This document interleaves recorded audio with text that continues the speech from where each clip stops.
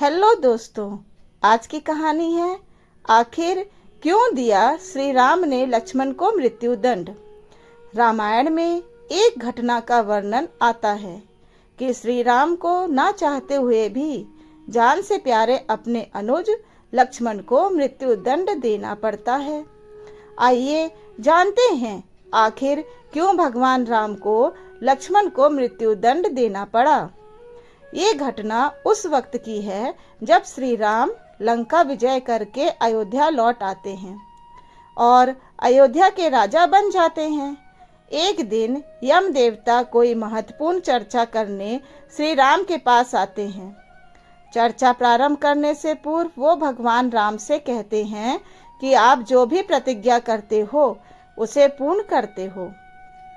मैं भी आपसे एक वचन मांगता हूँ कि जब तक मेरे और आपके बीच वार्तालाप चले तो हमारे बीच कोई नहीं आएगा और जो आएगा उसको आपको मृत्युदंड देना पड़ेगा।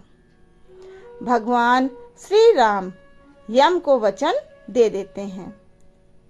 श्री राम लक्ष्मण को यह कहते हुए द्वारपाल नियुक्त कर देते हैं कि जब तक उनकी और यम की बात हो रही है वो किसी को भी अंदर नहीं आने दें, अन्यथा उन्हें मृत्यु दंड देना पड़ेगा।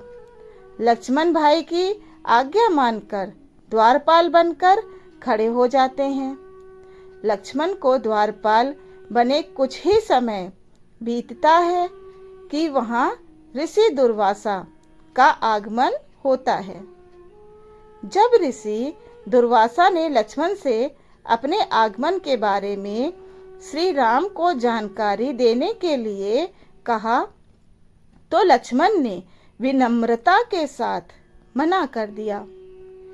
इस पर ऋषि दुर्वासा क्रोधित हो गए तथा उन्होंने संपूर्ण अयोध्या को श्राप देने की बात कही। लक्ष्मण समझ गए कि ये एक विकट स्थिति है जिसमें या तो उन्हें राम आज्ञा का उल्लंघन करना होगा या फिर संपूर्ण नगर को ऋषि के श्राप की अग्नि में झोंकना होगा। लक्ष्मण ने शीघ्र ही यह निश्चय कर लिया कि उनको स्वयं का बलिदान देना होगा ताकि वो नगर वासियों को ऋषि के श्राप से बचा सकें। उन्होंने भीतर जाकर ऋषि दुर्वासा के आगमन की सूचना दी। राम भगवान ने शीघ्रता से यम के साथ अपनी वार्तालाप समाप्त करके ऋषि दुर्वासा की आवभगत की, परंतु अब श्री राम दुविधा में पड़ गए क्योंकि उन्होंने अपने वचन के अनुसार लक्ष्मण को मृत्युदंड देना था। वो समझ नहीं पा रहे थे कि वो अपने भाई को मृत्युदंड कैसे दें, लेकिन उन्होंने यम को वचन दिया था जिसे निभाना ही था। इस दुविधा की स्थिति में श्री राम ने अपने गुरु का स्मरण किया और कोई रास्ता दिखाने को कहा।